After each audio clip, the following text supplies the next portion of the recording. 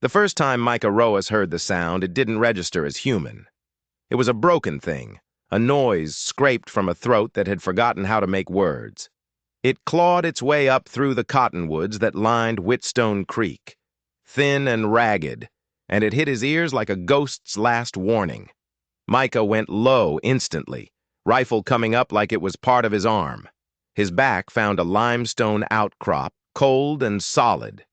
He'd been on the trail of a mule deer for the better part of 3 miles, hoping to bring meat back to the cabin before the sun bled out behind the peaks.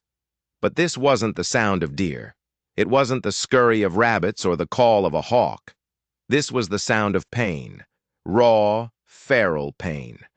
He moved without thinking, silent as a shadow, his worn boots kissing the soft soil. Every nerve was lit up, every instinct honed to a razor's edge by 4 years of war and a lifetime in the wilderness. Something was wrong out here, deeply wrong. The creek just gurgled beside him, a silver thread cutting through the quiet valley. He rounded a bend, moving slow, and that's when he saw her. She was slumped against a fallen log, a tangled mess of blood-stained calico and dirt-streaked skin. Her legs were curled up, her shoulders heaving with breaths that were more like sobs. She was clutching the fabric of her skirt in 2 white-knuckled fists, like it was the only thing holding her together, the only thing keeping her from shattering into a million pieces on the forest floor. Micah kept his distance. He knew better than to approach a cornered animal. "Miss," he called out. His voice was low, steady, meant to soothe. It didn't. Her head snapped up and her eyes locked on him. They were blue, but it was the blue of ice, of a winter sky right before a blizzard. They were wide, wild, and utterly terrified. "Don't you come any closer," she rasped, and her voice was like gravel and glass. "I swear to God I'll bite you if I have to."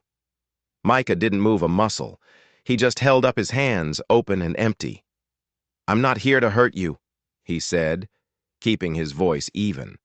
The rifle was still in one hand, but he held it loose, pointed at the ground. No threat. "You're bleeding." She laughed. It was a terrible sound, sharp and cracked and completely empty of humor. He'd heard laughs like that before, in field hospitals where men knew they were dying. It was the sound of survival tearing itself apart. "So what?" she spat. "You going to finish what the last man started?" Micah didn't flinch. "I'm not that kind of man." "Sure you're not," she whispered, her voice dropping into a hollow space. "They all say that." She looked away, toward the creek, as if she couldn't stand the sight of him. "If you're going to kill me, do it fast. Just don't look at me when you do it." Those words hit him harder than any bullet ever had. They weren't a plea. They were a resignation. She'd already accepted her fate. She was just negotiating the terms of her own execution. Something cold and hard settled in Micah's gut. He took one slow, deliberate step forward. "What's your name?" Silence. "Mine's Micah Roas," he offered into the stillness. Still, she said nothing. She just watched him, her eyes tracking his every move. He crouched down slowly the way you would with a spooked horse. "You're hurt bad," he said, his voice gentle but firm. "If that wound gets to festering, it'll take your arm, maybe worse. I've got clean water, bandages. Let me just help." Her fingers, which had been clenched so tight, finally uncurled from her skirt. He saw the blood then, a dark, ugly stain that had soaked through the fabric on her right shoulder. The dress was torn, a jagged rip that could have come from a bullet or a tangle with barbed wire. She didn't move, didn't speak. She just looked at him, her gaze so intense it felt like she was trying to read the lines on his soul. "I ain't fixing to touch anything you don't want touched," Micah added quietly. "But I've seen infection take good men quicker than a cannonball. Let me clean it. Then I'll be on my way." The seconds stretched out, thick and heavy. The wind sighed through the trees. A hawk screamed somewhere high overhead, a lonely, piercing cry. Then, just barely, she gave a single, almost imperceptible nod. Micah moved forward and knelt beside her. He unhooked his canteen, dipped it into the cool, clear water of the creek, and pulled a clean cloth from his saddlebag. "This is going to sting," he warned. She didn't make a sound when he dabbed at the wound, but he saw her lip tremble, just once. The flesh was torn deep, angry and red. "You got lucky," he said, his voice low. "Bullet grazed you, deep enough to bleed like hell, not deep enough to stay." "Yeah," she muttered, and the word was bitter as poison. "Lucky, that's what they call me." Micah didn't reply. He just kept working, his hands gentle but efficient. As he cleaned away the grime and dried blood, he started to see the other marks. Older bruises, faded to a sickly yellow-green, lay hidden beneath the dirt on her arms. Finger marks, the ghost of a split lip healing badly. And then, as the torn fabric of her dress slipped just a little too far, he saw it. On her left thigh, burned black into her skin with a branding iron. It was neat, precise, deliberate. It wasn't just a symbol or a rancher's mark. It was a single brutal word: property. Micah's hand froze. The air went out of his lungs. His eyes locked on that word, and the whole world just seemed to stop. Her gaze followed his. With a sound that was half a sob and half a feral growl, she yanked her skirt back down, covering the mark. "Now you know," she whispered, her voice shaking. "Now you'll turn me in, just like all the rest." Micah sat back on his heels.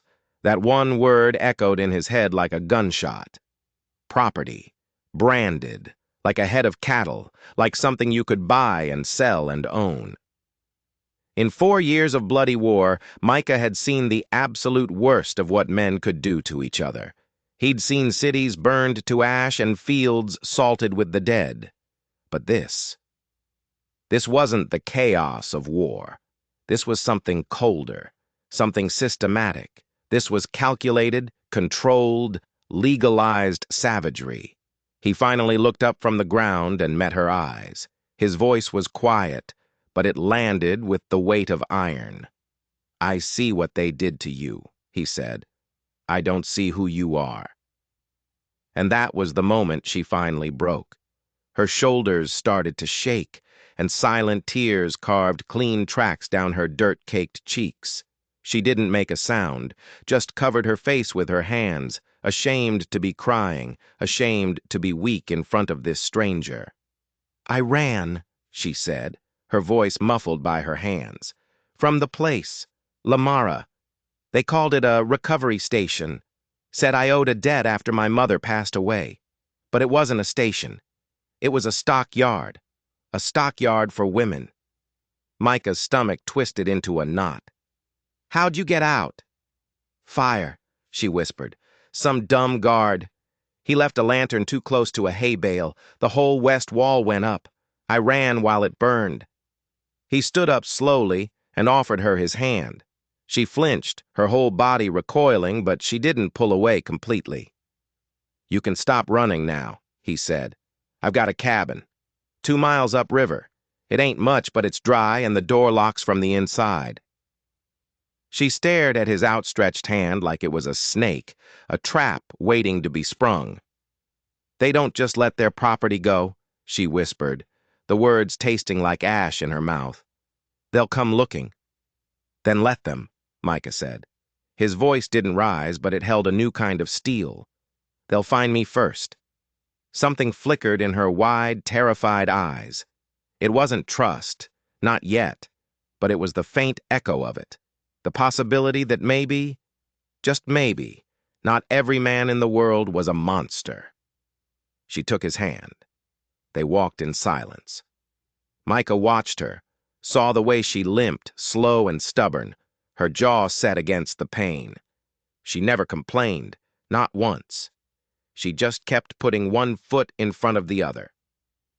His cabin was small, tucked deep in a canyon between 2 cedar ridges, almost invisible unless you knew it was there. When they arrived, she stood in the doorway for a long moment, her eyes scanning the small clearing, the vegetable patch, the corral with his one weary horse, the rain barrel. He saw her take a long, deep breath, as if it was the first time in months she hadn't expected to be chased. "It's peaceful," she murmured. And he knew it was the highest compliment she could possibly give. Inside, she sank into a chair by the cold hearth, while Micah worked on boiling some water. He didn't push her, didn't ask questions. He just gave her the quiet. "What do you want from me?" she asked finally, her voice small in the silence of the cabin. He looked up from the fire he was building. The flames cast dancing shadows on his face, making him look older than his years. "Maybe I'm just tired of being alone," he said simply. She blinked, confused. "Maybe," he added, his gaze steady and direct. "You are too." That night she didn't sleep. He knew she didn't. She just stared into the fire, wrapped in his spare wool blanket, while Micah lay on his cot nearby, pretending to be asleep. He could feel her fear, a living thing in the small, dark room. He could almost hear her thoughts, smell the smoke from the fire she'd escaped, see the ghosts of the women she'd left behind. In the deepest part of the night, when the fire had burned down to glowing embers, she whispered into the darkness. "Micah?" He didn't move. "You still think I'm a person?" It wasn't a question. It was a statement, fragile and filled with a desperate kind of hope. He didn't answer with words. He couldn't. What was there to say? But in the faint orange glow from the hearth, she saw his silhouette nod, once, slow and deliberate, and for now, that was enough. Alma Tucker hadn't truly slept in 3 nights. Maybe longer. She couldn't remember. She would close her eyes and the shadows behind her eyelids would twist and close in. The warm glow of Micah's fire would morph into the hellish orange of torchlight. The quiet whisper of the wind would become the sound of screams, tangled in thick, choking smoke. And she would feel it again. The searing sting of the brand burning into her skin, the hard-packed dirt beneath her knees as the guards laughed and called her stock. Here, in the heavy silence of Micah's cabin, it was almost worse than the noise. It was too quiet, too still. Her mind, raw and frayed, rushed to fill the empty spaces with the very memories she had spent months trying to outrun. She sat curled in the wool blanket, her eyes fixed on the dying fire. Across the room, Micah was leaned back in a rough-hewn chair, his hat pulled low over his face, still pretending to be asleep. He'd done it every night since he brought her here. He gave her space. He let her be. He was letting her come back to herself, assuming that self even existed anymore. Tonight, her voice cracked the stillness again. "Micah," she whispered, "you still think I'm a person?" There was a long pause. The fire popped, sending a spray of sparks up the chimney. Then his head tilted just slightly from beneath the brim of his hat. "I think the people who did that to you," he said, his voice a low rumble, "don't know what that word even means." Alma swallowed hard. Her throat felt dry, scraped raw by all the words she hadn't said yet. She pulled the blanket tighter, a useless shield against the cold that lived inside her now. Her eyes went to the scar beneath the cloth, the one that screamed she belonged to someone else. "They didn't just brand my skin, Micah," she said, her voice barely audible. "They branded my name right off me." He didn't answer right away. He just stood, moved to the kettle hanging over the hearth, and poured her a tin cup of warm water. No words, no pity, just a quiet, simple offering. She took it with both hands, her fingers trembling, holding it like it was something precious that might shatter at any moment. "I used to be Alma Tucker," she began, the name feeling strange and foreign on her tongue. "My daddy was a horse trainer. We had a small farm just outside of Los Lunas. I could ride before I could properly walk. Knew how to fix a fence by the time I was 6. Mama taught me how to salt meat for the winter and how to shoot a possum at 50 feet. A short, Sharp laugh escaped her lips, holding no warmth. "Look at me now." Micah just listened. He didn't interrupt. He didn't judge. He just let her talk, his jaw hardening with a quiet, contained anger. She took a sip of the warm water. "After Mama passed, the bank said we owed. Said it was a lot. They said if I signed some papers, they'd restructure the debt, make it manageable." She looked up at him, her eyes blazing with a fire he hadn't seen before. "Next thing I know, I'm in the back of a wagon with a chain on my ankle, heading to a place called La Mara. They told me I was leased labor under something called the Recovery and Reform Act. Said I'd work off the family debt. 10 years, they said. Maybe less, if I kept my head down and worked hard." His silence was an invitation to continue. "But that place," she said, her voice dropping to a harsh whisper, "it wasn't about labor. It was a goddamn kennel, a stockyard. We weren't workers. We were things. Breathing inventory." Micah set the kettle back on its hook with more force than was necessary. The clang echoed in the quiet room. "I believe you," he said, and the words were simple, solid. "No one else did," she shot back, the bitterness flooding her voice. "Not the sheriff who came by once, not the traveling judge, not the church ladies who brought us watery soup once a month and never, ever met our eyes." "Because believing it," Micah said, his gaze locked on hers, "would mean they'd have to do something about it." Alma blinked, startled by how true that felt. It was easier for them to look away. It was always easier. She stood and walked to the small, cracked piece of mirror hanging on the wall. The person staring back didn't look like Alma Tucker. Hollow cheeks, a split lip that was healing badly, hair that had been hacked short and uneven with Micah's own knife 2 nights ago because it was matted with blood and mud. Still, it was the first time she'd seen her own reflection in weeks. "I don't think I can ever go back to being her," she said softly, talking to the ghost in the mirror. Micah crossed his arms over his chest. "Then don't," he said. She turned to look at him, her reflection staring back at him from over her shoulder. "Be someone else," he continued, his voice steady. "Someone who survived, someone they couldn't break." "You talk like I have a choice." "You do," he said, taking a step closer. "You're not at La Mara anymore." She hesitated, her hand instinctively going to the spot on her thigh where the brand was. "This brand says otherwise." Micah was standing right behind her now. "I've seen a lot of scars, Alma. Bullet wounds, knife marks, cannon shrapnel. But the worst ones, they ain't the ones that bleed. They're the ones that make you forget who you are." Her eyes welled with tears again, and she hated herself for it. Hated this weakness. But this time, she didn't look away from him. She held his gaze in the mirror. He gestured toward the cabin door with his chin. "Come on, it's almost morning." She followed him outside into the cool, pre-dawn air. The mountains stretched out before them, their peaks painted with the first faint strokes of pink and gold. Mist still clung to the low-lying ridgelines. For the first time in what felt like a lifetime, the world felt bigger than the cage she had just crawled out of. Micah led her to a tree stump and handed her a small bundle wrapped in oilskin.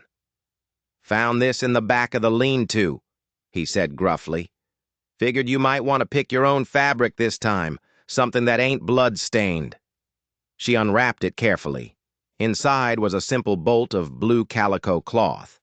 It was plain, sturdy, and clean. Alma touched it reverently, as if it might crumble to dust. "You didn't have to do this." "I know," she nodded, a lump forming in her throat. "Thank you." They spent the morning in a comfortable quiet. Alma swept and cleaned the inside of the cabin, the simple, repetitive motions a strange kind of comfort.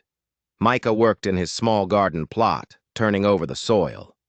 Neither of them said much, but something had shifted between them. It wasn't comfort. Not exactly. Not yet. but it was something close, a shared understanding that didn't need words. Later that afternoon, while she was sitting by the fire, sewing a makeshift dress from the new blue cloth, Alma heard it. Horses, not Micah's horse. He was down by the stream filling the water barrels. These hoofbeats were heavier, more than one horse, and they were coming up the canyon trail. She peered out the small, grimy window. 3 riders, 2 white men, and a wiry Mexican man with a long rifle slung across his back. The man in the lead wore a silver medallion on his vest. It wasn't a lawman's star. It was the badge of a private recovery agent. Alma's breath caught in her throat. Her heart hammered against her ribs. She dropped the fabric and the needle, scrambled to the fireplace, and grabbed Micah's spare revolver from the mantel. It felt heavy and cold and deadly in her hand. The men didn't knock. They stopped at the edge of the clearing, their eyes scanning the small cabin, talking in low voices. One of them laughed and pointed at the thin curl of smoke rising from the chimney. Alma backed away from the window, her body trembling. When Micah returned 5 minutes later, buckets of water sloshing in his hands, he found her crouched behind the table, the gun held in a shaky 2-handed grip. "They found me," she whispered, her voice a thread of pure terror. His face went dark. He didn't ask how she knew. He set the water buckets down with a quiet thud, walked over to the window and looked out, his expression calm, unreadable. "They ain't coming for you today," he said after a long moment. "Just scouting, making sure the property is still alive." Her voice shook. "They'll come back." "Yeah," he said, turning from the window. His eyes were like chips of flint. "They will." She lowered the gun, her hands slick with sweat. Micah took it from her gently. He walked her through how to check the load, how to cock the hammer, how to aim down the barrel, how to control her breathing so her hands wouldn't shake.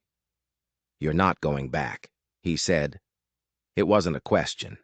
It was a promise.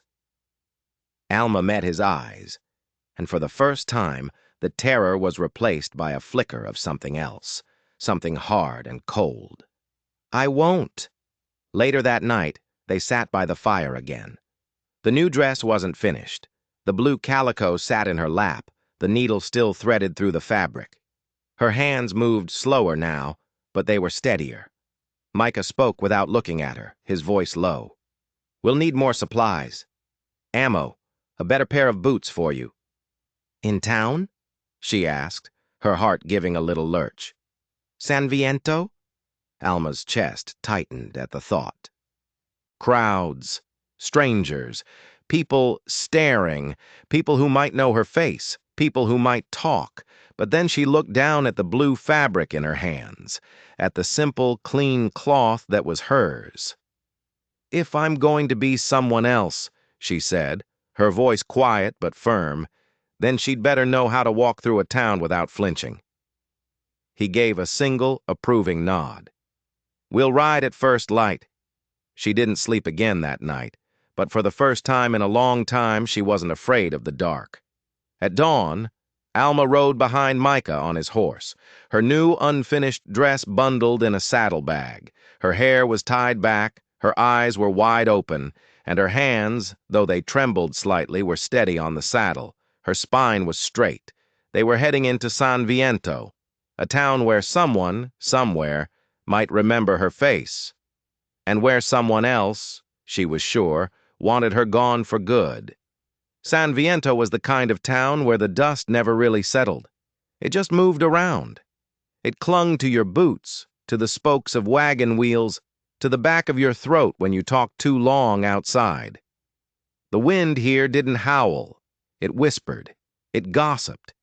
Every dusty storefront had a pair of curious eyes behind the curtains, and every set of boots that stepped onto the boardwalk belonged to a name you either had to remember or forget, depending on how much trouble they brought with them. Micah and Alma rode in just after noon. She wore the blue calico dress, the stitches rough and uneven, but it was clean. Her hair was pulled back tight, her chin was up, and her eyes were fixed straight ahead. She looked like any other tough frontier girl until you looked too close, until you saw the shadows in her eyes. Micah felt her tense up behind him as their horse clip-clopped past the blacksmith's shop. She hadn't said more than 2 words all morning, not since the long night they'd spent methodically checking rifle rounds and packing what little they had. She was holding herself together like a piece of glass held too close to a fire, whole for now, but ready to crack at any moment. "You still good?" he asked, his voice low enough that only she could hear. "I'm not good," she said, her voice tight. "But I'm going anyway." They hitched the horse near the mercantile and stepped up onto the boardwalk. San Viento wasn't big, but it was busy. A crossroads town with a telegraph office, 3 saloons that were already noisy, and a church that looked like it only opened when someone died. The sheriff's office had a sign on the door that just said, "Gone." Naturally. The bell on the mercantile door jingled as they stepped inside. The air was thick with the smell of dust and wood smoke, mixed with the scents of dried beans, molasses, and chewing tobacco. A boy, no older than 10, was stacking cans of peaches into a lopsided pyramid. He looked up as they entered, and his eyes fell on Alma. He froze. She froze, too. "Don't you be gawking, Eli," a woman's voice barked from behind the counter. "Finish the stack." The woman looked up and gave Micah a tired smile. "What can I get for you, Micah?" "Powder, 44 cartridges, a side of salt pork, and some carbolic if you've got it." "Still bleeding from your own poor stitching?" she asked with a knowing wink. "Something like that?" While Micah talked with the shopkeeper, Alma wandered over to the bolts of cloth stacked by the front window. Her fingers drifted across the different fabrics, rough canvas, soft wool, printed cotton, but she wasn't really seeing them. Micah saw her posture change, the way her shoulders tightened, the way her head tilted just a fraction of an inch. Someone was watching her, not him, not the shopkeeper, someone else. He glanced casually out the dusty front window. Across the street, through the grimy pane of the saloon window, a pair of eyes were fixed on her. A man in a brown duster sat at a table, his boots kicked up, a half-empty glass of whiskey in his hand. But his stare wasn't casual. It was predatory, targeted. Micah leaned closer to the counter. "Add a second pouch of powder to that," he said quietly. The shopkeeper nodded, oblivious. Just then, the mercantile door creaked open again, and a new figure stepped inside. "Seamstress," Micah muttered under his breath. Alma turned. The woman was in her mid-40s with dark hair pulled back in a severe bun. Her face was composed, like fine porcelain that was covered in a network of tiny, invisible cracks. She wore a perfectly fitted blouse and a long, dark skirt, though the hem was coated in dust. In her hands, she carried a small basket filled with spools of thread and silver scissors. She saw Alma, and she stopped dead. Her eyes, dark and intelligent, narrowed just slightly. Alma stared back, her heart beginning to pound a slow, heavy rhythm against her ribs. Micah watched the silent exchange, his hand hovering near the pistol on his hip, ready to intervene. But the woman said nothing. She just gave a curt nod and walked over to the cloth table, standing beside Alma as if she were just another customer. Then, without looking directly at her, she spoke, her voice so low it was almost a whisper. "You sewed that blue calico yourself?" It wasn't a question. Alma hesitated. "Yes. The sleeves need hemming. They're hanging a bit." "I haven't had the time," Alma added quickly. "No one ever does," the woman said. Then, even more softly, so quiet that Alma could barely hear it over the sound of her own blood rushing in her ears, she added, "Number 37. Alma froze solid. The blood drained from her face. The woman turned, her expression unchanging. She reached into her basket, pulled out a small, neatly folded linen handkerchief, white with a simple blue trim, and pressed it into Alma's hand. Then, without another word, she turned and walked out of the store. Micah came over immediately. Alma was gripping the handkerchief so tightly her knuckles were bone white. "What was that?" he asked, his voice low. Her hands shaking, Alma slowly unfolded the small square of linen. There, embroidered in the corner in tiny, almost invisible blue thread, was a number. She folded it back up, her movements slow and deliberate. "She knows," Alma whispered, her voice choked. "She was there." Micah paid for the supplies, his eyes constantly scanning the street outside. They stepped back out onto the sun-bleached boardwalk. And that's when a voice rang out from across the street. "Well, I'll be goddamned." The man in the brown duster was standing now, pushing through the swinging doors of the saloon. He tilted his hat back, and a nasty smirk pulled at his lips. His eyes raked over Alma, looking at her not like a person, but like a piece of livestock at auction.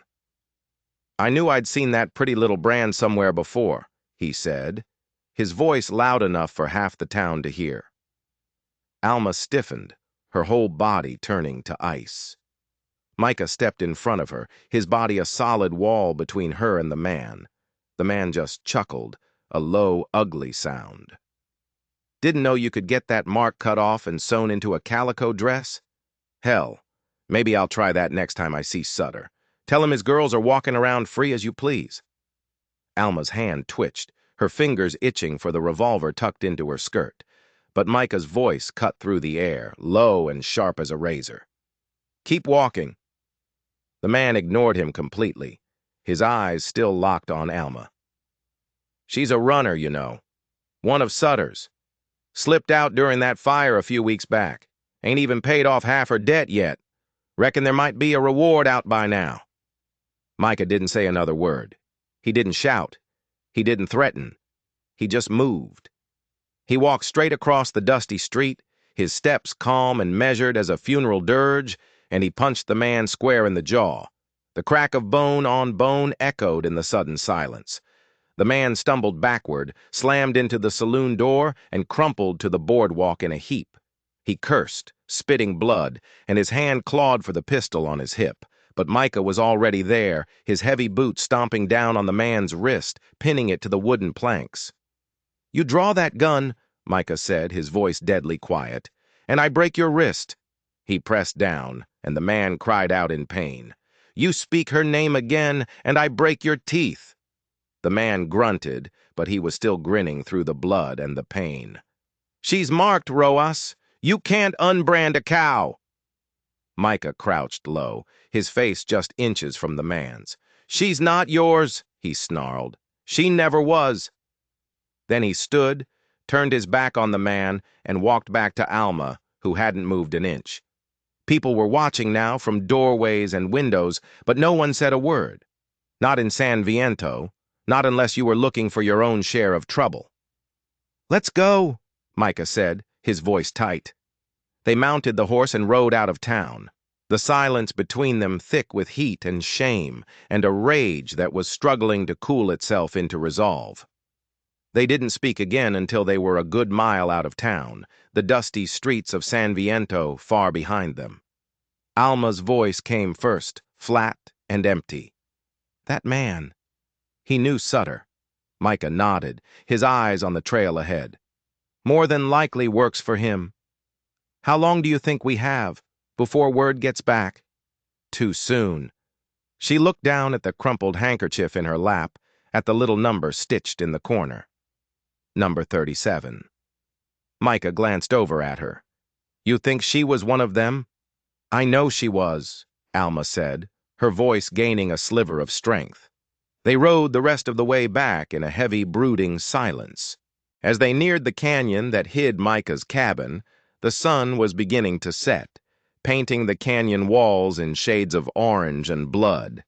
Alma carefully tucked the seamstress's handkerchief into the top of her boot and looked ahead, a new kind of steel hardening her spine.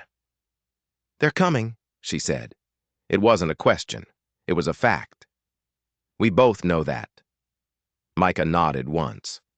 "Then we get ready." That night, Micah sat by the fire, sharpening his knives with long, steady strokes. Alma sat across from him, methodically loading bullets into the spare revolver, her hands shaking just a little. Far off in the deep shadows of the canyon, something moved. A rock skittered down a hillside. And they both knew that tomorrow they would need help. Help from a man who didn't owe them a thing, but who knew how to disappear and how to make other people disappear, better than anyone else alive. The trail to Nantan Bay's place wasn't on any map. It was less a trail and more a scar, carved through unforgiving rock and thorny scrub brush, sharp and angry, and all but invisible unless you already knew where to look. Micah had only been there twice in his life, both times during raging storms when finding shelter was the only thing that stood between living and dying. Alma didn't ask any questions when he told her they needed to ride out before dawn. She just loaded the saddlebags with what little food they had left and double-checked the loads in her rifle. They were 3 hours out from the cabin now, and every hoofbeat seemed to carry more weight than the last. The air up here was thinner, drier. Hawks circled on the thermals high overhead, patient and watchful. The land itself felt ancient and indifferent. It had watched generations of men bleed into its dust, and it had never blinked. Alma rode in a tense silence. She hadn't said more than a handful of words since the confrontation in San Viento. Micah gave her the space. He'd learned a long time ago that you couldn't talk someone out of a wound like that.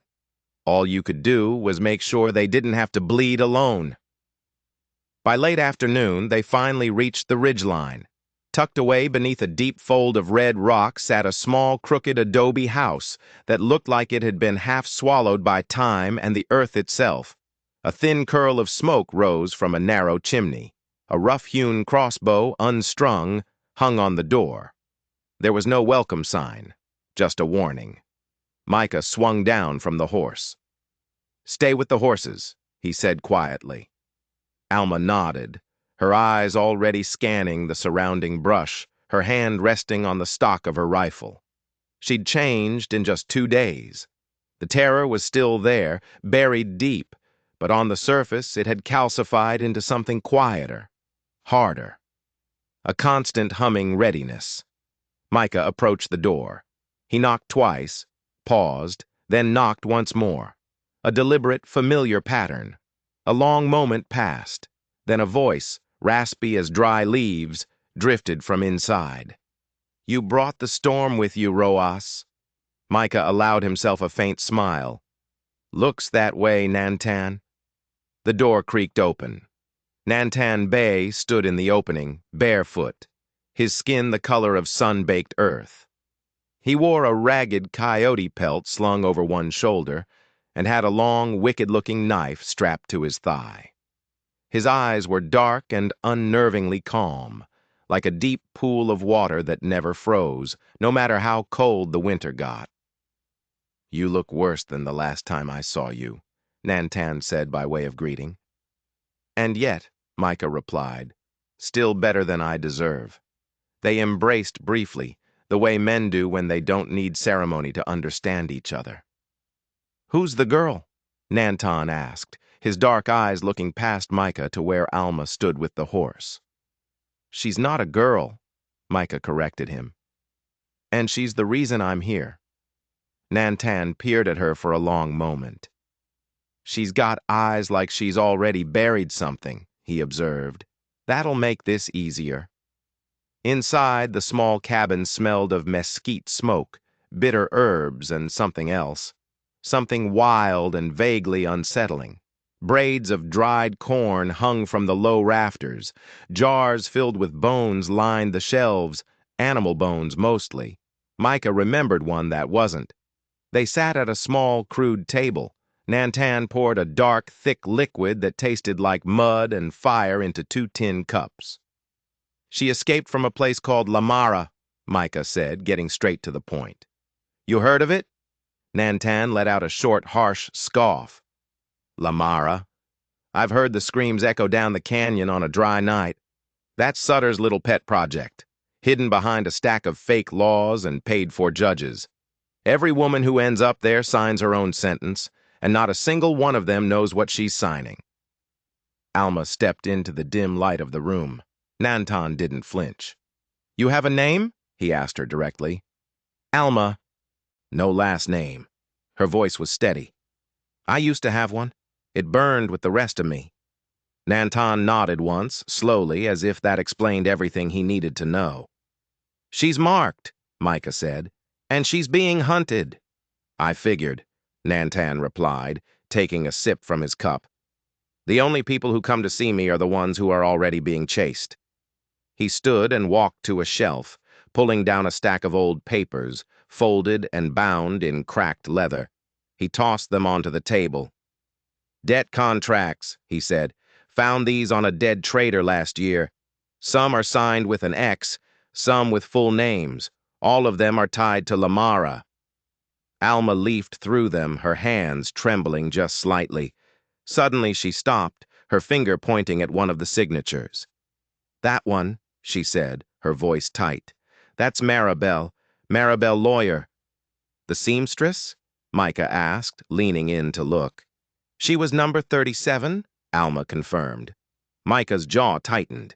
Maribel was the one who had slipped Alma the numbered handkerchief back in San Viento. She's still there, Alma said, a horrifying realization dawning on her. She's waiting, just like I was. Just like they all are. Nantan watched her, his expression unreadable. You want justice, is that it? No, Alma said, her voice dropping, turning as cold and hard as the stone outside. I want them to be afraid for once. A slow, wolfish grin spread across Nantan's face. Now you're talking my language. He unrolled a map on the table, crude and half-torn. Lamara is here, he said, tapping a spot on the map, tucked between two sheer ridges with a dried-out riverbed at its back. There are only 2 roads in and 1 main guard tower. They rotate their staff every 5 days. That's their weak point. That's when they're most exposed. When's the next change? Micah asked. 2 nights from now. Can we make it? Alma said, her eyes already burning with a fierce, desperate light. Micah looked at her, then back at the map. We'll need to move light. And fast.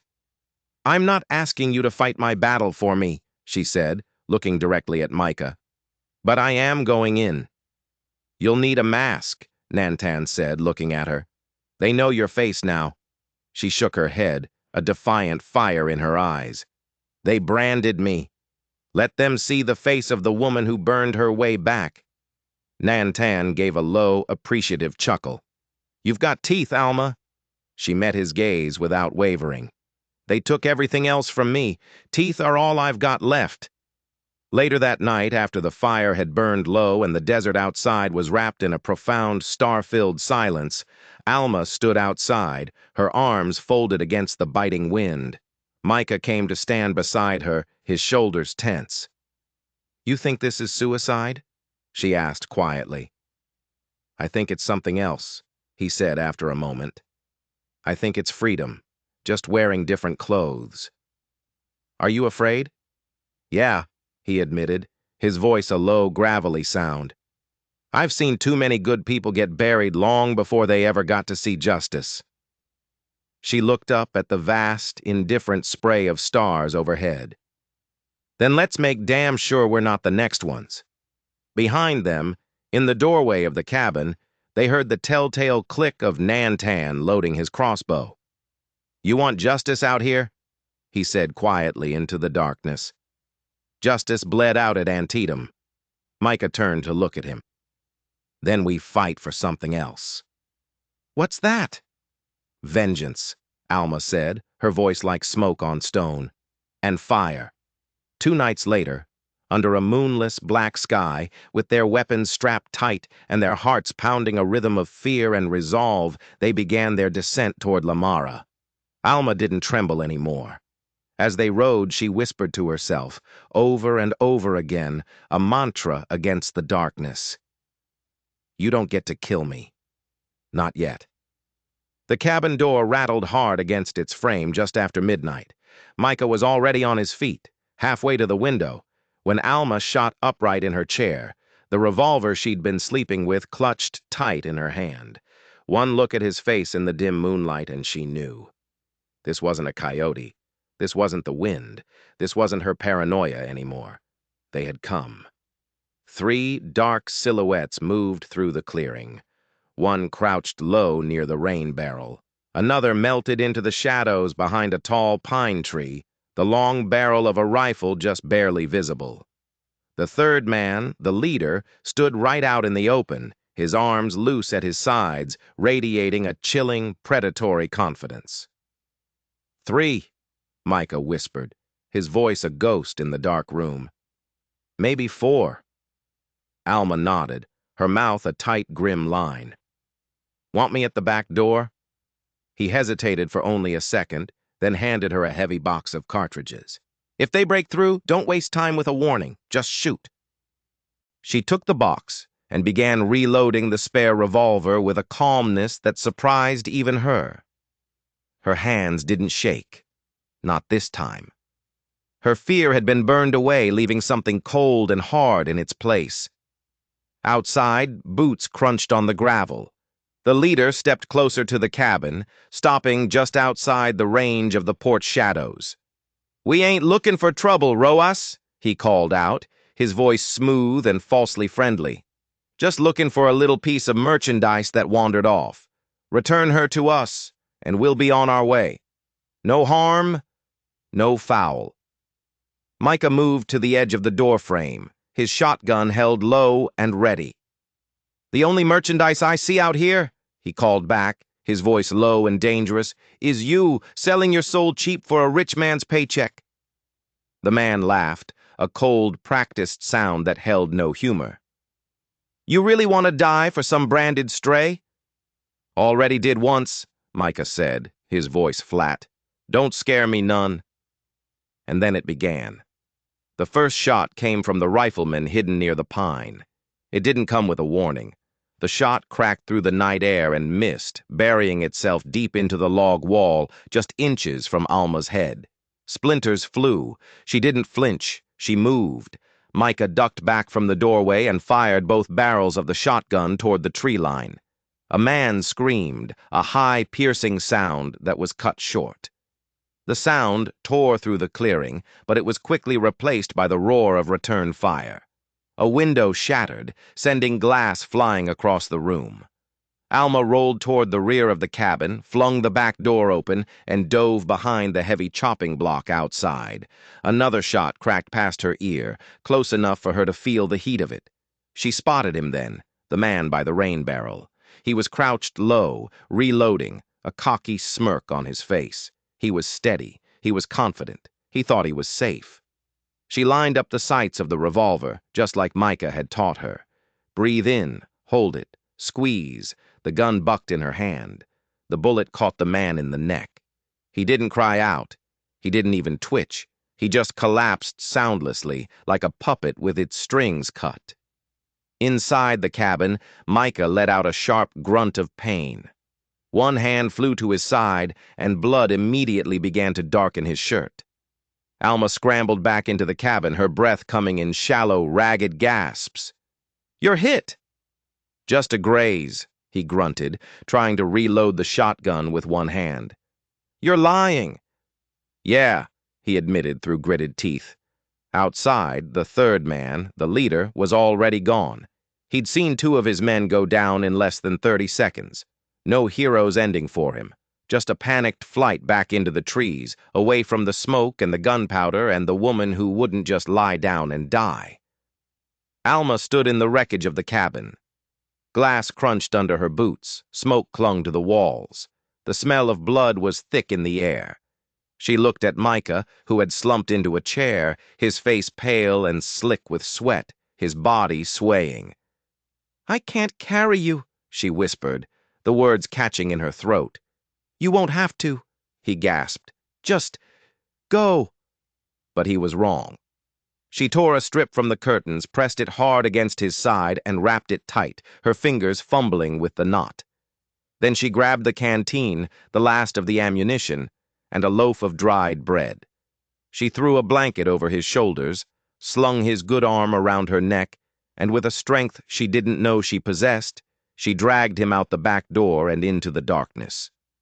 They moved into the trees, down the narrow, hidden trail that Nantan had once shown Micah. The moon was high and cold, the stars silent witnesses to their desperate flight. Every single step felt like a gamble, a bet against the rising sun. By dawn, they reached the mouth of a shallow cave carved into a rock face. Alma collapsed beside him, her chest heaving, her lungs on fire. She checked the makeshift bandage. It was soaked through, but the bleeding seemed to have slowed. Micah coughed, a racking, painful sound. Should have. Stayed and fought. We did, she said simply. He looked at her, his eyes glassy with fever. Didn't think you'd kill that man. I didn't think I would either. She stared down at her own hands. They weren't trembling now. They just felt numb, heavy, like they were made of stone. I used to cry when I stepped on a spider, she said quietly, her voice distant. Now I bury bodies with a shovel, and I don't even blink. Micah didn't say anything. She turned to him, her gaze fierce. You don't get to die, Micah Roas. Not yet. He tried to smirk, but it came out as a grimace. I'll put that on a badge. She set about building a small, smokeless fire, just enough to keep the fever from taking him completely. As she struck a piece of flint against steel, watching the sparks fly, something shifted in her chest. It wasn't guilt. It wasn't even fear anymore. It was a cold, hard clarity. The men who had come for them, they weren't going to stop. Sutter wouldn't stop. Not until she was either back in chains or buried deep in the ground, unless she stopped him first. Later, while Micah slept in short, fevered bursts, Alma ventured down the trail to find more water. That's when she heard the soft sound of hooves.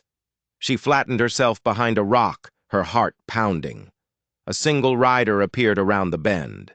A slim figure in a simple gray cloak, with neat, dark braids. Maribel, the seamstress. She dismounted with a practiced, weary ease and knelt by the small stream. Alma watched her for a long, uncertain moment, then stepped out from behind the rock. Maribel didn't jump. She didn't even look surprised. She just offered a faint, tired smile. I was wondering how long it would take me to find you. Alma stared at her, stunned. You followed us? I followed the smoke, Maribel said, rising to her feet. You made quite a mess back at the cabin. I didn't start it. No, Maribel agreed, her eyes sad but proud. But you finished it. They walked back to the cave together. Maribel was carrying a heavy satchel.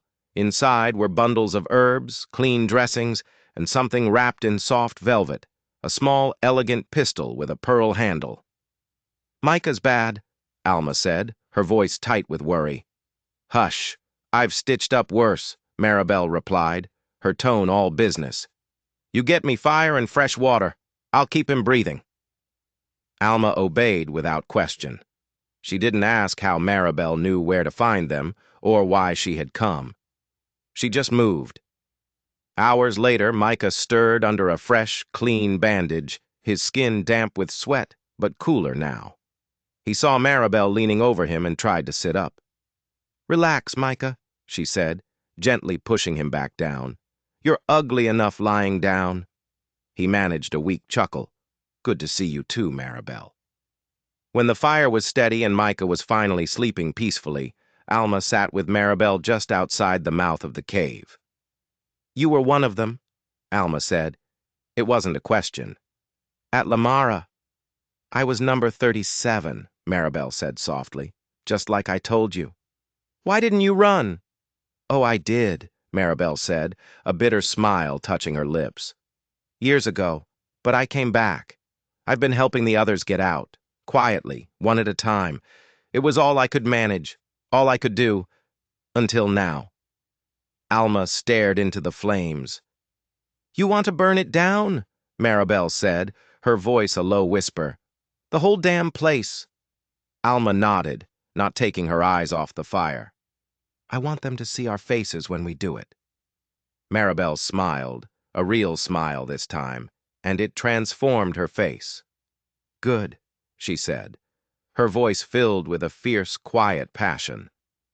I've been waiting a long, long time for someone angry enough to make some noise. She pulled a folded, worn map from her satchel. Lamara isn't just a camp, Alma, she said, her voice dropping, becoming intense. It's a ledger. It's a trade route. It's an entire system. A lie held together by money and power and our silence. If we kill it, we don't just free the women inside. We kill every man who ever profited from it. Every man who ever said we were less. Alma looked at the crude markings on the paper, at the lines that represented the walls of her prison. This storm, Maribel whispered, her eyes glowing in the firelight. It starts with us.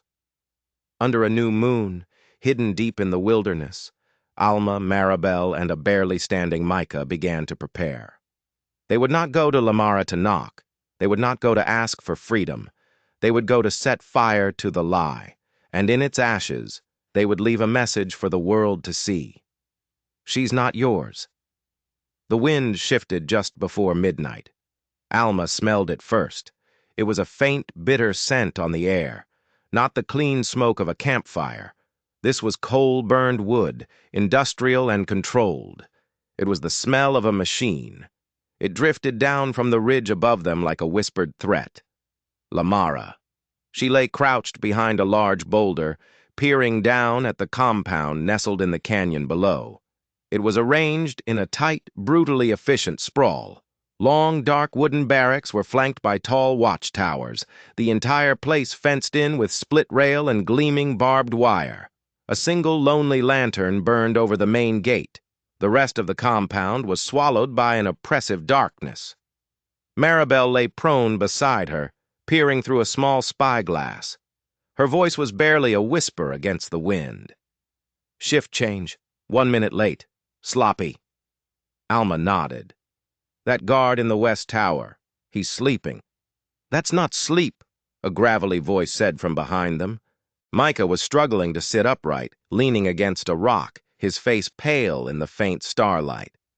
That's a drunk nap. I can see the bottle glinting on his boot. He winced, his hand instinctively going to the bandage on his side.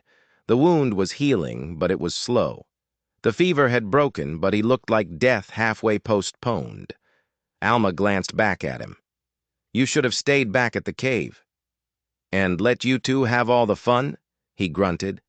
You'll need someone to watch your back while you're busy burning their world down. She didn't argue. They were out of time for arguments. Maribel handed her a folded black cloth. Stitched into it with a single vivid red thread was a number. 17. I thought you might want to wear something familiar, Maribel said. Let them see the number before it turns to ash. Alma ran her thumb over the rough fabric. The threads felt like fire beneath her skin.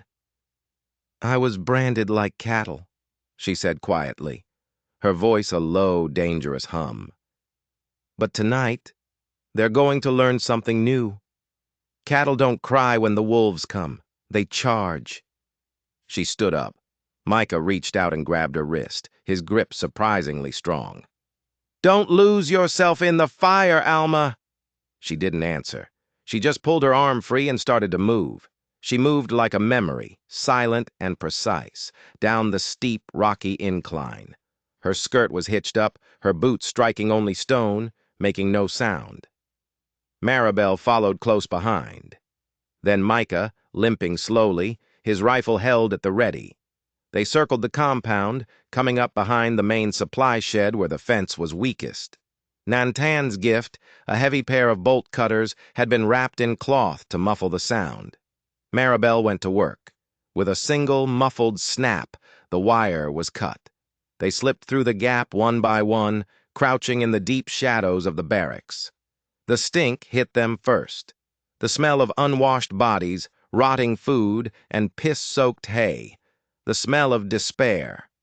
Alma clenched her jaw, the rage inside her a cold, hard stone. No hesitation. They reached the first barrack on the east side. Alma cracked the door open just an inch. Inside, 4 women lay on rough wooden bunks, their bodies thin and still, their faces etched with hopelessness. One of them, startled by the sound, opened her eyes and bolted upright, her mouth opening in a silent scream. Alma slipped inside quickly and put a gentle hand on the woman's shoulder. "I'm not here to hurt you." The woman blinked, her eyes wide with disbelief. I remember you. You were 17. Alma nodded. I got out. You came back? Yes, she said, her voice ringing with a conviction she didn't know she had. We all did. The woman's lips trembled. They'll kill you? Not if we burn this place down first. They moved fast, barrack to barrack, whispered warnings, quick hand signals in the dark. The women who were strong enough to move were told to follow. The ones who were too weak, too broken, were left with stolen knives and makeshift torches, told to wait for the signal, a flame through their window. By the time the bell in the watchtower rang for the midnight roll call, 24 women stood huddled in the shadow of the supply shed. Alma looked at them. Some were in rags, others were barefoot. Most of them bore the same hateful brand on their skin. They called us property, she said, her voice clear and sharp in the night air. They said we were debt.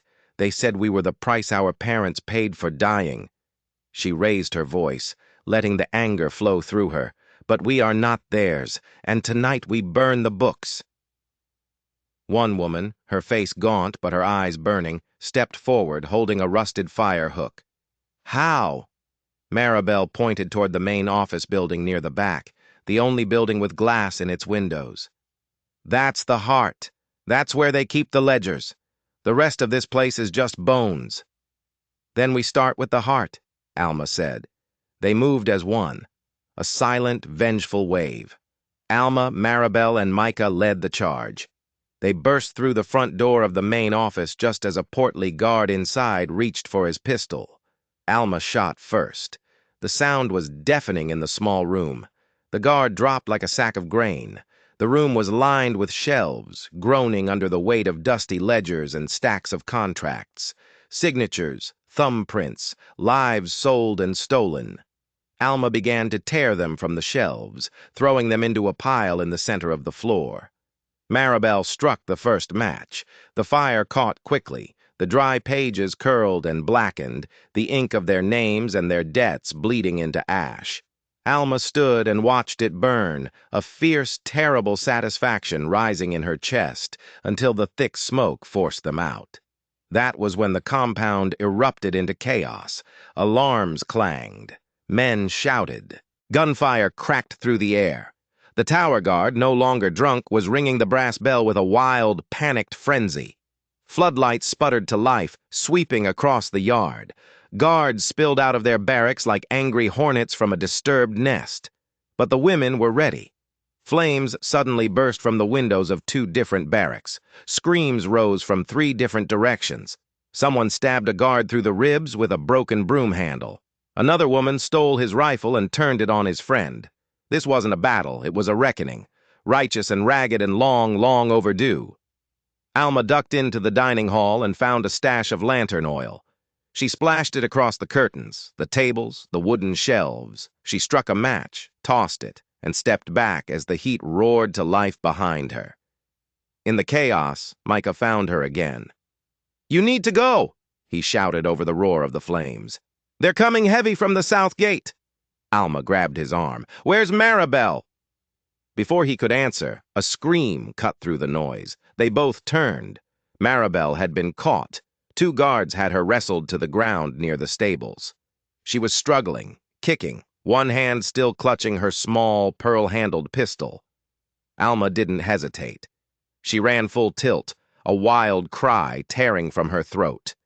She tackled one of the men, driving her elbow into his face again and again until he went limp.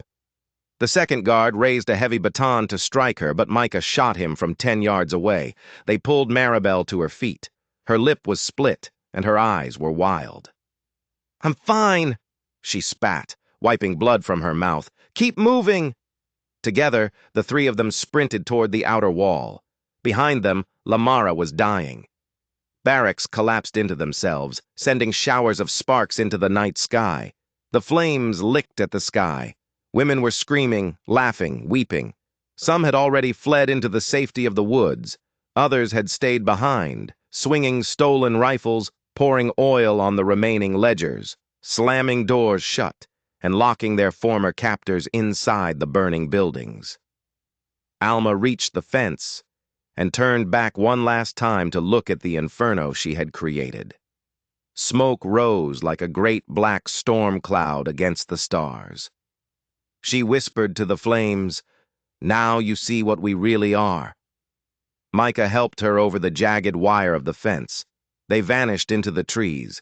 By sunrise, Lamara was gone, a smoldering black scar on the land. But the territory was far from silent. The Sutter Holding Company sent men. Sutter wanted blood, and Alma. She wasn't hiding anymore. She was hunting. 3 days after Lamara burned to the ground, the bounty posters went up. Weathered, cheap paper nailed to saloon doors, fence posts, and the walls of churches from San Viento all the way to Santa Rosa. They bore no pretense of law, no mention of a trial. Just a reward scrolled in a thick blood-red ink. $500, dead or alive. And beneath it, a name, Alma Tucker, followed by a description, property of the Sutter Holding Company, armed, dangerous, branded. Alma stood on the edge of a forgotten ghost town called Las Piedras, staring at one of the posters as it flapped in the hot, dry wind. She didn't blink. She didn't speak. She just stared. Micah stood beside her, his rifle slung over his shoulder, his coat pulled tight against the dust. His wound still hadn't fully healed, and he moved with a slight stiffness. He knew this was a mistake, stopping here in the open, but Alma had insisted. "You said you wanted to send a message," he said finally, his voice rough. "This poster is their message back. You lit a match, and the whole territory saw the fire." She ripped the bounty poster off the post, her movements sharp and angry. She crumpled it in her fist. "Then I want them to see more than just the flames." Behind them, Maribel waited with the horses. She looked thinner, paler. The last few nights on the run, sleeping in ditches and eating whatever they could find, had been hard on her. Alma knew she was pushing them too far, too fast. But she also knew that the longer they waited, the more time Sutter's men had to round up the scattered women and drag them back into chains. Micah rubbed his jaw, his eyes scanning the empty horizon. Sutter's got hired guns combing every inch of this land. They're not just waiting for us to show ourselves. They're hunting. "Then let him find me," Alma said, her voice quiet and still as a frozen lake. "I want them to know exactly where I am." Maribel stepped forward, her face etched with concern. "Alma, are you sure you're ready for this?" Alma turned to face her, and the look in her eyes was one Maribel had never seen before. "I'm done hiding," she said. "I was branded to be owned. They didn't ask me if I wanted to fight this war. They just assumed I'd never get the chance." Her eyes were blazing now, two blue flames. "Now I get to choose what kind of monster they made." The plan was risky. It was brutal. And it was devastatingly simple. They wouldn't run. They would turn the hunt around. They would lure Sutter's men in, one group at a time, and they would gut his entire operation from the inside out. They rode east, toward a river junction, a narrow pass between two high ridges where the freight wagons always moved slow and the guards always grew lazy. Alma had been there once, years ago, on a Lamara supply run. It was where Sutter's company quietly moved women between their different camps. No witnesses, no questions asked. Micah scouted the area and found an old, dried-up irrigation ditch that ran parallel to the road, deep enough to hide in. Alma and Maribel spent hours stacking rocks and brush along the top of the ridge, turning the natural landscape into a deadly trap. And then they waited. On the second night, their patience paid off. A heavy wagon rolled into the pass just after dusk. There were 2 armed riders flanking it, a driver up front, and in the back, locked behind iron bars, Alma could see the silhouettes of at least 4 girls. Micah gave the signal. Alma tensed, her rifle already pressed against her shoulder. Maribel knelt beside her, her hand on the plunger of a bundle of dynamite they had stolen from a mining camp. The wind held its breath. Then, boom. The first blast tore through the rear of the convoy, throwing the back rider and his horse into the air in a spray of dirt and fire. The second rider, stunned, reached for his own rifle, but Alma's shot punched clean through his shoulder. He screamed, dropped his weapon, and spurred his horse into a frantic retreat. Micah emerged from the ditch, gunning down the driver before he could even shout a warning. The horses bucked and screamed, but the heavy wagon stayed upright. Alma rushed to the back. The girls inside were young. Too young. Their faces were streaked with dirt, their eyes wide with a terror so profound it had frozen them into silence. "We're not with them," Alma said, her voice gentle as she worked on the lock. "You're safe now. You're free." One of the girls reached a trembling hand through the bars. You were at Lamara." Alma nodded as the lock finally gave way. "I'm the one who burned it." The girl burst into tears. They freed the girls, hid the wagon in a deep ravine, and buried the bodies under a pile of rocks. It was messy. It was quiet. It was war. And it was just the beginning. Over the next 2 weeks, Alma led one hit after another. They raided a payroll station in Santo Viejo, setting fire to the registry books, shooting the foreman in the leg, and leaving him with a note pinned to his shirt with a knife. It said, "She's not yours." They ambushed a trail boss near Arroyo Creek, cutting the leather bonds off of 6 women and burning his wagon down to its metal frame. They stormed a half-built labor camp outside of El Rito, freed 10 more captives, and wired the main frame with dynamite. And each time, before they left, Alma used her knife to carve a single number into a door or a wall. 17. It was a mark of defiance. A scar turned into a signature. And with every raid, with every fire, the bounty on her head rose. First to $1,000, then $2,000. Then came the day that someone new joined the hunt. His name was Silas Dawn.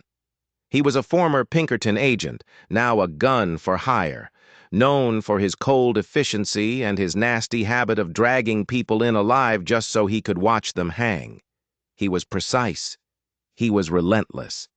And worse than all of that, he took his work personally. Micah returned from a scouting trip into town with the news. "He's in San Viento," he told Alma, his face grim. "Asking questions. He's got a tintype photo of your face. He's not just looking for you, Alma. He's looking for where you sleep, who you trust." Alma didn't hesitate for a second. "We draw him out." Maribel stared at her, her eyes wide with fear. "You don't trap a man like Silas Dawn. He's the one who traps you." "That's fine," Alma said, a cold smile touching her lips. "Let him." That night, they paid a young boy to ride to San Viento and deliver a simple, unsigned message. It just said, "She's waiting. Come and see what kind of fire you made." Then they rode deep into the Badlands, into a jagged crag of rock and dust, where the stars felt like sharp knives overhead, and nothing lived unless it had claws and teeth. Alma knew that dawn would come. Men like him always did. Not for the money, but because a woman had said no and had lived to ride away. They made their camp in a narrow box canyon with only one way in and one way out. Micah and Maribel spent the day laying traps, tripwires connected to rock falls, sharpened stakes hidden in the brush. Alma just sat by the fire, slowly and methodically polishing her revolver. Her voice broke the tense silence. "Every man who ever touched Lamara, everyone who ever profited from it, they all thought we'd be too afraid to rise up. She slid a bullet into the chamber, the click loud in the quiet air. "But fear," she said, her voice a low, dangerous whisper, "is just a tax you pay right before you burn the whole house down." By sunrise, Silas Dawn arrived. He wasn't alone. The final reckoning was here, and Alma had to decide if this was about revenge or if it was about redemption, and what, if anything, is left of a soul after the fire finally goes out. The sun rose hard and red over the Badlands. It was the kind of sunrise that didn't ask for permission. It just burned its way into the sky, drying the old blood from the rocks and daring anything that was still breathing to keep on going. Alma stood at the canyon's edge, her revolver holstered at her hip, her boots coated in dust, the wind lifting the hem of her long coat. Behind her, Micah was crouched low beside a rock wall, his rifle steady and aimed. Higher up, hidden among a jumble of boulders, Maribel watched, her hands twitching over the wires of the dynamite charges they had buried the night before. They had been waiting for hours, in a silence so profound it was almost deafening. Then the sound of hooves. 6 riders came into view, moving slowly, cautiously. They were led by a man who didn't need to announce himself. Silas Dawn looked like death dipped in silver. He wore a long, clean coat, pale gloves, and a hat that was tilted forward just enough to hide the smug, cruel smile on his face. He dismounted slowly, with the theatrical grace of a man stepping off a stagecoach into a Sunday sermon. "I was hoping you'd make this dramatic," he called out, his voice echoing off the canyon walls. Alma didn't move. "You looking to talk, Dawn, or are you looking to bleed?" He grinned. "I came to collect what's mine. You can walk out of here or I can drag you out. Makes no difference to me." She tilted her head. "Funny. That's what Sutter said right before we lit his whole rotten world on fire." Dawn's jaw twitched, the only sign of his anger. "You're proud of that, are you?" "No," she said, her voice cold and flat. "I'm done with pride. I'm here for the ones you still have in shackles." Dawn gave a curt nod to his men. "Surround the canyon. Box her in." Alma raised her voice, clear and sharp. "If your men move one step further, they won't be leaving." One of the riders hesitated, his eyes darting nervously toward the high rocks. The others didn't. Micah fired first. The shot was clean. One of the riders dropped from his saddle without a sound. Maribel hit the wire. A massive blast shook the ridge, sending a shower of shale and fire down into the path of another rider. Chaos erupted. Gunfire echoed and ricocheted through the narrow canyon. Dust flew like smoke from a battlefield. Micah ducked, reloaded, and fired again. Maribel screamed something from above, but her words were lost in the deafening roar. Through it all, Alma walked forward, calm, deliberate, straight toward Silas Dawn. He drew his pistol. She fired first. The bullet tore through his shoulder, spinning him around, but he didn't fall. He let out a roar of rage and rushed her like a wild dog, tackling her to the ground. They rolled in the dust, a tangle of fists and knees, dirt in their mouths, blood in their teeth. He was strong, but she was fueled by a fire he could never understand. He managed to get a grip on her throat, his eyes wild with fury. "You think you changed anything?" he snarled, his face just inches from hers. She gasped for air, spit a mouthful of blood and dust in his face, and drove her knee hard into his gut. He reeled back, his grip loosening for just a second. "I didn't come here to change things," she hissed, scrambling for her revolver which had fallen in the dirt. "I came here to end them." Her fingers found the cold steel grip. One shot. Silas Dawn slumped over, dead before he even hit the dust. A profound silence followed, broken only by the whistling of the wind and the sound of one of the panicked horses running off toward the horizon. Micah limped over, his face grim. "You all right?" Alma nodded, her breath coming in heavy, ragged gasps. "We done?" Maribel slid down from the rocks, her hair wild, her face streaked with soot. "They're all down," she said, her voice shaking with adrenaline and relief. "We did it! Alma just stood there, staring down at Dawn's body. She didn't smile. She didn't cry. She just breathed in and out, because she could. A week later, the news was traveling faster than horses. Lamara had burned. The women had escaped. The notorious bounty hunter Silas Dawn was dead. And Alma Tucker was still free. The story grew and changed with every telling. Some said she rode with ghosts.